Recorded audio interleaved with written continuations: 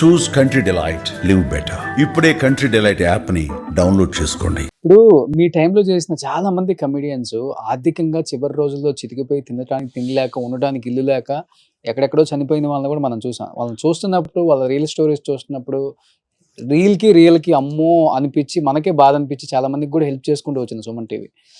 వాళ్ళని చూసినప్పుడు ఏమనిపించింది? అసలు ప్రెసెంట్ మీ ఆర్థిక పరిస్థితి అంటే ఏమని చెప్తారు మీరు? సార్, నువ్వు నన్ను పిసినారని అనుకో, ఏదన్నా అనుకో, నాకు నేను ఇవాళ ఒక ప్రొడ్యూసర్ 10,000 రూపాయలు ఇచ్చాడు అనుకో, 7,000 రూపాయలు ఫిక్స్డ్ డిపాజిట్ చేసేవాడిని. అప్పుల్లోనే 3,000 రూపాయలు ఇంటి ఖర్చులు పెట్టుకునేవాడిని. నువ్వు నమ్ముతావా?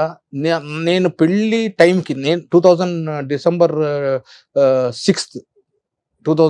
6 నా మ్యారేజ్ అయింది. అప్పటికి మోతీనగర్లో 3 బెడ్రూమ్ ఫ్లాట్, ఒక 10 లక్షల బ్యాంక్ బ్యాలెన్స్, ఇంటికి కావాల్సిన ఫ్రిడ్జ్, టీవీ, మంచము, పరుపు దగ్గర నుండి అన్ని చేసిన తర్వాతే పెళ్లి చేసుకున్నాను. మా ఆవిడ 3 మల్లెపూలు ఇప్పించండి అంటే మా నాన్న దగ్గరికి వెళ్ళి, డాడీ మా ఆవిడ అడుగుతుంది, అంత దరిద్రంగా ఉంటుంది. అట్లా అప్పుడు డిపాజిట్లకి 1,200 ఉండేది నెల వడ్డీ. ఇప్పుడంటే 400 చిల్లరగా పడిపోయింది. అప్పుడు 12,000 రూపాయలు వస్తే నాకు వడ్డీలు వచ్చేది. నేను చెప్పేది 2019 అంటే 10,000 అంటే ఇప్పుడు ఎంత ఉంటుంది? అలా చేసుకొని, సో ఈ లెక్కన మీరు కూడా బాగా సంపాదించారు. చెప్తున్నా, తినడానికి బ్రాండెడ్ షర్ట్లు వేసుకుంటా, బ్రాండెడ్వే వేసుకుంటా, బ్రాండెడ్ పర్ఫ్యూమ్స్ కొట్టుకుంటా. కమిడియన్స్ లో ఎక్కువ అప్పుల్లో ఇల్లు ఉందంటే వేణుమాధవ్ గారికి మొలాలిలో 10-15 ఇల్లులు ఉన్నాయంట. అన్న ఏం చేశాడంటే, మోతీనగర్ లో 10 ఇల్లులు ఉంటాయి. అందుకే కానీ మోతీనగర్ 2 ఇళ్ళు ఉన్నాయి, 3 ఇళ్ళు ఉన్నాయి. 2 ఉన్నాయి, మళ్ళీ 3 ఉన్నాయి. ఇందాక 2 అనేసరికి అట్లా టక్ 3 ఇళ్ళు ఉన్నాయి. అంతో ఇంతో బ్యాంక్ బ్యాలెన్స్ ఉంది. ఇవాళ నేను ఇంట్లో కూర్చున్నా గానీ నెలకు 40,000 50,000 ఇంటికి వచ్చి పడేలాగా నాకు ఉంది. నా కాఫీ షాప్ ఉంది. నా కోవిడ్ టైంలో నేను తీసుకున్న డబ్బులు 10 పైసలు ఖర్చు పెట్టకుండా ఆ 2 ఏళ్ళు నా కాఫీ షాప్ నడిచింది, నా సంసారం. అందుకే నాకు అదంటే పిచ్చి, నా కాఫీ షాప్. నన్ను అట్లాగే పెడతాను కానీ తీసేయనట్టు తీసాను. 2 ఇయర్స్ అండి. అప్పుడు అందరికి సినిమాలు లేవుగా, ఐడియా ఉందిగా. ఆ 2 ఇయర్స్ చాలా ఇబ్బందులు పడ్డారు. నా కాఫీ షాప్ నడిపించింది నా సంసారాన్ని. లేకపోతే నేను నా బ్యాంకులో ఉండి ఇంట్రెస్ట్లు వాడేవాడిని, లేకపోతే ఆ ఫిక్స్డ్ డిపాజిట్ పగలు కొట్టేవాడిని. పైసా లేకుండా ఇది నడిపింది. అన్న ఒకటే అన్న, మనం ప్లానింగ్ అన్న ఉండాలి లైఫ్లో. ఎందుకంటే ఈరోజు ఇప్పుడున్న క్షణం నెక్స్ట్ లేదు. సో వచ్చే క్షణం గుర్తుపెట్టుకొని మనం ప్రిపేర్ అయ్యాలి. బట్ బాగా సపోర్ట్ చేసిందంటే కమిడియన్స్ లో మిమ్మల్ని ఆ టైంలో బ్రహ్మానందం గారు, అలీ గారు. అలీ అన్న కూడా, బ్రహ్మానందం గారు పెద్ద సపోర్ట్ లేదు, వేణన్న సపోర్ట్. ఇలా చెప్పాను చూడు ఇందాక, 4 ఫ్రెండ్ వేషాలు ఉంటే ప్రకాష్ కోటి ఇవ్వండి, అలీ అన్న కూడా. అలా ఉంది లైఫ్. నేను యాక్టర్ అవ్వడానికి మెయిన్ ఇద్దరు, మా అమ్మ, నాకు పద్మనాభం గారు బాగా రిలేషన్. అవునా? ఓకే. మ్యారేజ్కి వచ్చారు, మా ఇంటికి వచ్చేవారు. ఆయన కడప దగ్గర కదా. అవును, కడప దగ్గర. అవును. నా చిన్నప్పుడుకే మా అమ్మ ఫోటోలు తీపిచ్చి ఆయన పంపించేది. మా అమ్మకు ఉండేది. ఆ తర్వాత నేను స్టేజ్ మీద నాటకాలు వేసి, మా అన్న, అరే పలానా చోట ఫ్యాన్సీ డ్రెస్ కాంపిటీషన్ ఉందిరా, పలానా చోట ఉందిరా, పాపం వెళ్ళి అప్పుడు అద్దెలకి నర్సు వేషాలు డ్రెస్సులు, అల్లూరు సీతారామరాజు డ్రెస్సులు ఇవన్నీ తెచ్చేవాడు. ఏమవుతారు పద్మనాభం గారు మీకు? నాకు పెద్దనాన్న అవుతారు వరుసకి. అవునా? పెద్దనాన్న. ఓకే. ఇద్దరు కలిసి చేశారా ఈ సినిమా? చేసాగా. మన కృష్ణారెడ్డి గారి సినిమా చేసాం కదా, శ్రీకాంత్ అన్న. ఓకే. జేడి చక్రవర్తి శ్రీకాంత్ అన్న హీరో. బాగానే సపోర్ట్ చేసేవాళ్ళు ఆయన.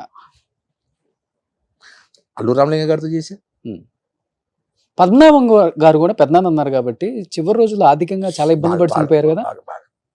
ఎందుకని ఆయనకి అంత పరిస్థితి? అన్ని సినిమాలు తీశారు, అసలుకి డిస్ట్రిబ్యూషన్ లైన్ లాస్ అయిందని విన్నా. బసవరాజ డిస్ట్రిబ్యూషన్స్ అనేది ఉండేది గుంటకల్లో. ఓకే. అక్కడ బాగా లాస్ అయ్యింది. ఆర్థికంగా పూర్తిగా చితికిపోయారు. తెలిసిన వాళ్ళే ఆయన అప్పుడు బిజీ కదండి. ఓకే. ఎంత వస్తా ఉంది సినిమా, అలా తినేశారు అని విన్నా నేను. అలా పాపం లాస్ట్ లో పాపం ఇబ్బంది పెట్టారు. ఏంటి ఆయన ఫైనాన్షియల్ స్టేటస్ చనిపోయే టైంకి? అంటే మిడిల్ క్లాస్ లో ఉండేవారు. ఓకే. ఆయన చెన్నైలో ఇల్లు అమ్మేశారు అనుకుంటా. వాళ్ళ పిల్లలు ఎవరు ఉండాలి, ఇప్పుడు లేదు ఆయన వరకే, తర్వాత కాంట్రాక్ట్ లేదు ఇంకా. ఓకే. సో ఇంకేంటి అన్న ప్రకాష్ అన్న, ఇంకేంటి మంచిగా ఇప్పుడు మన డైరెక్టర్స్ ఈ ఇంటర్వ్యూ చూసిన తర్వాత అరే ప్రకాష్ కి ఆఫర్లు లేక హ్యాపీ బాధపడుతున్నాడు, మనం పిలవాలి కదా. హ్యాపీ అంతకన్నా అరే ఇప్పుడు తిరుపతి దాకా వెళ్ళి అరే వెంకటేశ్వర స్వామి అమ్మ అరే నా కోసం ఈ భక్తుడు ఇంకా వెయిట్ చేస్తున్నాడు అని పిలిచి దర్శనం ఇస్తే ఎట్లుంటది? ఉమ్, అలా ఓ డైరెక్టర్ పిలిచి వేషం ఇస్తే నీకు ఎలా అప్పుడు ఆ రోజు వచ్చి మళ్ళీ కృతజ్ఞతలు చెప్తాను నీకు. అందుకే నువ్వు ఇప్పుడు నువ్వు అడిగేది అన్న ఎక్కడ నువ్వు ఇంటర్వ్యూస్ లేదా లేదు కదా, ఫస్ట్ ఇంటర్వ్యూ ఇదే. ఇప్పటిదాకా నేను అసలు నేను సోషల్ మీడియా చాలా దూరంగా ఉంటా. ఆ, అది కూడా ఒక అందుకు చెప్పాలంటే సెల్ఫ్ ప్రమోట్ చేసుకుంటారు, చేసుకోవాలి. మనకు మనమే పిఆర్ఓ. ఉమ్, ఏమన్నా అంటే ఈ అన్ని వేళ్ళు ఒక రకం ఉంటాయి చెప్పు. అలా నా మెంటాలిటీ అయితే ఉంది. నాకు ఫేస్బుక్ ఉంది, ఇన్స్టాగ్రామ్ ఉంది, అన్నీ ఉంది. కానీ ఇప్పుడు పెద్ద అప్డేట్ ఉండవు. ఎప్పుడన్నా ఫ్యామిలీ ఫంక్షన్స్ ఏదైనా ఉంటే అవి అప్లోడ్ చేస్తాను. ఎప్పుడన్నా షూటింగ్ ఎప్పుడన్నా. ఓకే, ఎవరు మీకు ఇష్టమైన హీరో ఇప్పుడున్న హీరోస్ లో? ఇప్పుడున్న హీరో నాకు జూనియర్ ఎన్టీఆర్ గారు అన్న ఇష్టం, ప్రభాస్, అల్లు అర్జున్ గారు. అంటే ఇప్పుడు రాముడిగా చేశారు ప్రభాస్ గారు, మ్యాన్లీగా. మన దేవర రఫ్ లుక్ అలా ఇట్లా. పర్సనల్గా బాగా ఇష్టం అంటే కళ్యాణ్ బాబు గారు, చిరంజీవి గారు, బాలయ్య బాబు గారు. ఆయన బోలా శంకరుడు అండి. ఇందాక చెప్పే మా నాన్నగారు క్యాన్సర్ వచ్చినప్పుడు చాలా హెల్ప్ చేశారు నాకు. ఆయన దగ్గరుండి మా నాన్న ఐసీలో ఉంటే వచ్చి డాక్టర్లకు చెప్పి దగ్గరుండి చూసుకోండి. డబ్బుల దగ్గర కూడా చాలా బిల్ అవుతే పాపం తగ్గించారు. మా అమ్మగారు అపోలోలో ఉన్నప్పుడు నాగబాబు గారు చాలా హెల్ప్ చేశారు. అంటే వాళ్ళు హెల్ప్ చేసి దాదాపు నాకు 25-30 లక్షలు అయింది. చాలా వరకు అప్పుడు బాండ్స్ పగలగొట్టి మా అమ్మకి ట్రీట్మెంట్ చేయొచ్చు. మా అమ్మ ఎప్పుడు అడ్మిట్ అయినా 3,50,000, 4,05,000 bill. COPD problem, lungs problem. ఇంట్లో నాకు మా ఇంట్లో ఒక మినీ ఐసీయూ ఉండే నాకు. నాకు ఎప్పుడూ ఒక కోరిక ఉంది, అంటే కొద్దిగా డబ్బు ఫైనాన్షియల్గా ఇంకొంచెం ఉంటే సిఓపిడి ప్రాబ్లం ఉన్న పేషెంట్స్కి వాళ్ళకి 24 గంటలు ఒక ఆక్సిజన్ సిలిండరు, బైపాప్ మిషన్ ఇంట్లో ఉండాలి. అవి రెంట్కి తీసుకుంటే నేను అప్పట్లో 2015లో ఆక్సిజన్ మిషన్ రోజుకి నెలకు 5,000 రెంట్, బైపాప్ మిషన్ 5,000 రెంట్, అంటే నెలకు 10,000. అండ్ మెడిసిన్స్ మళ్ళీ 10-15,000 అవుతాయి నాకు. అందుకే మా అమ్మ పోయాక నేను ఆ బైపాప్ మిషన్ అది వృద్ధాశ్రమం దానం చేశాను అనంతపూర్ దగ్గర. ఇలాంటి సిఓపిడి ప్రాబ్లం ఉన్న కొనుక్కోలేరు బ్రదర్. ఓకే, నీకు ఏది దాని ఏమంటారు, ఆక్సిజన్ కాన్సన్ట్రేటర్ 40,000-50,000 ఉంటుంది. బైపాప్ మిషన్ అప్పుడు కొన్నప్పుడే 80,000. ఇప్పుడు నాకు తెలిసి 1,00,000 దాటిందేమో. అంటే రాత్రి ఇలా పెట్టి దాన్ని వేసేస్తే వాళ్ళకు ఫుల్ నైట్ ఉంచాలి ఆక్సిజన్. అదే ఇన్పుట్ అవుట్పుట్ 12/6 అని ఉంటుంది. అంటే ఊపిరి తీసుకోవడం వదలడం అదే చేస్తుంది. ఓకే, అది తీసేస్తే ఆక్సిజన్ ఒక అరగంట బాగుంటే తర్వాత డౌన్ అయిపోతుంది. కార్బన్ డైఆక్సైడ్, సిఓపిడి అంటే కార్బన్ డైఆక్సైడ్ బాడీలో ఫామ్ అయిందంటే ఇమీడియట్ దాన్ని తీయాలి అంటే వెంటిలేటర్ వేయాలి.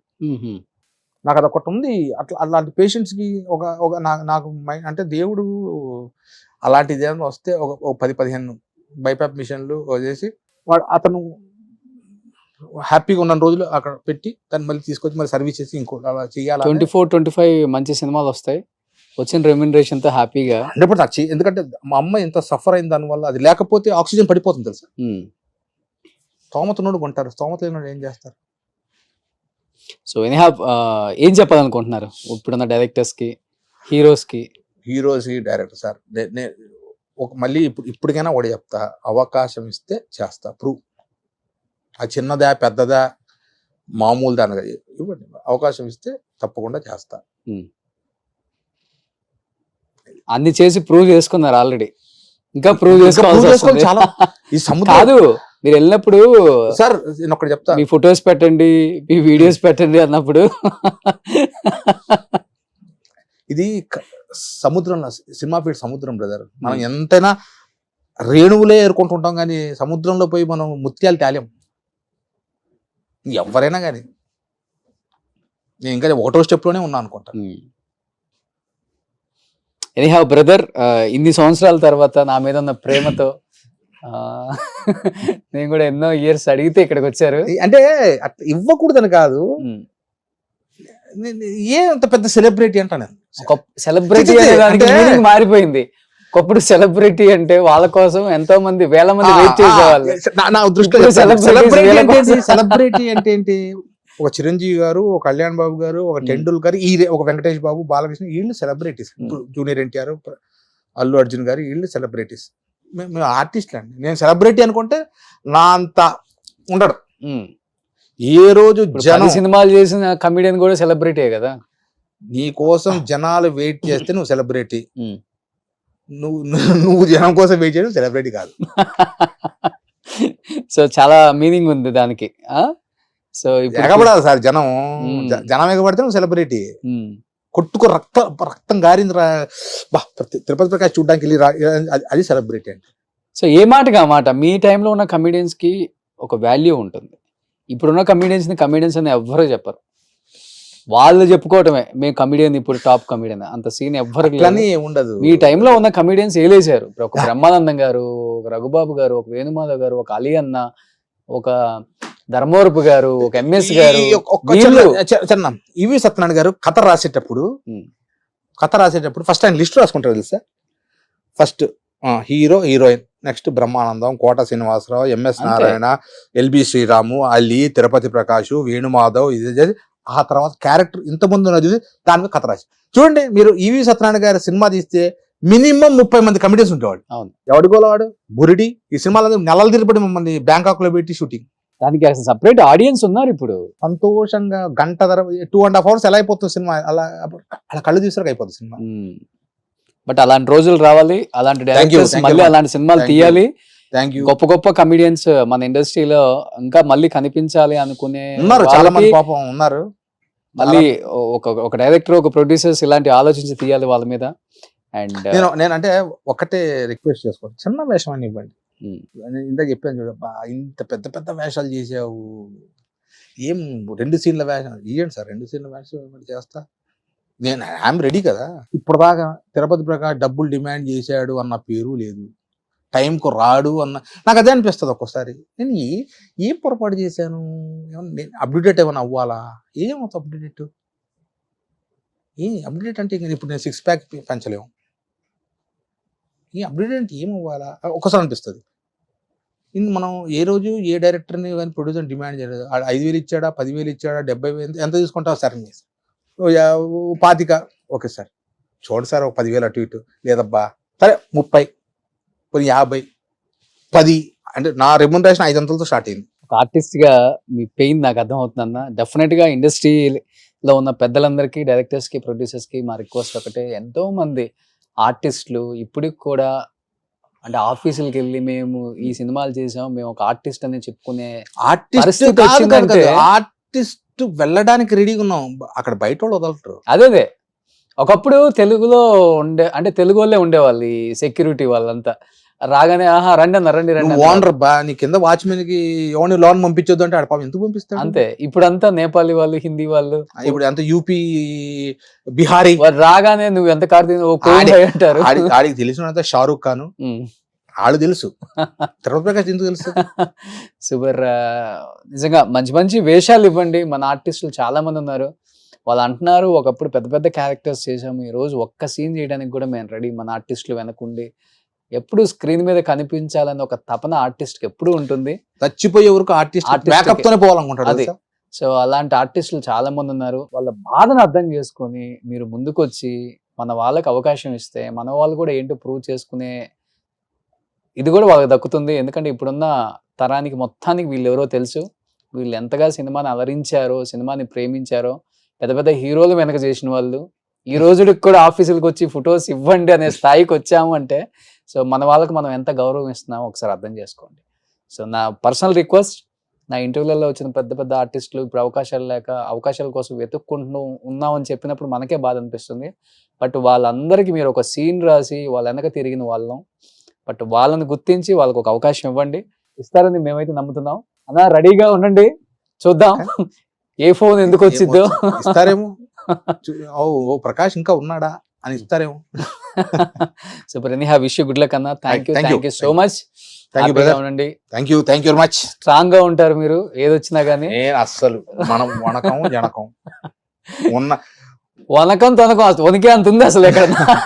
ఒకటే ఇందా చెప్పా, రావాలి అనుకుంటే వస్తుంది, రాకూడదు అనుకుంటే రాదు.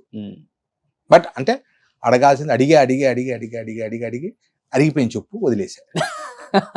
ఇప్పటికి మీకు వెంకటేష్ గారు ఇప్పటికే తెలుసా నీకు ఇంకొక విషయం, అన్నోన్ నంబర్ వచ్చింది అనుకో, ఏ సీరియల్ ఏ సినిమాను అనుకుంటున్నాం, ఏమంటే ఐసిఐసి బ్యాంక్ అండి లోన్ అన్నాడు అనుకో.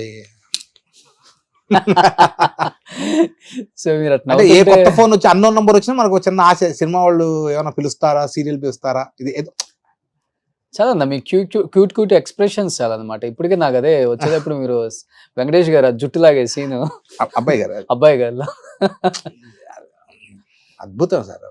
సో మంచి మంచి సినిమాలు చేశారు కాబట్టి ఇంకా మంచి సినిమాలు తీసి మీ నోటి ఇది ఫలించి సినిమాలు వస్తే ఇంకా మళ్ళీ నా అంత సంతోషించేవాడు నాకేదో ఒక ₹1 కోటి బిగ్ బాస్ లో ఏదో 50 లక్షలు అలా జాక్పాట్ కొట్టానేమో అంత ఫీలింగ్. సుమన్ టీవీకిలో అడుగు పెట్టిన ప్రతి అంటే 90s 80s 2000 ఆర్టిస్టులు అందరూ కూడా 90s బ్యాచ్ మళ్ళీ సినిమాలు ఇప్పుడు తీస్తున్నారు చాలా మంది. ఆ కోలోకి మీరు కూడా వస్తారు, మంచి సినిమాలు తీస్తారు, హ్యాపీగా ఉంటారు. మళ్ళీ సినిమాలు తీసిన తర్వాత ఆ సినిమా ప్రమోషన్స్ నేనే ఇంటర్వ్యూ చేస్తాను. Thank you brother. Thank you అన్న. Thank you so much. Thank you Suman టీవీలో మీ పర్సనల్ అండ్ బిజినెస్ ప్రమోషన్స్ కోసం కింది నెంబర్కి కాంటాక్ట్ చేయండి.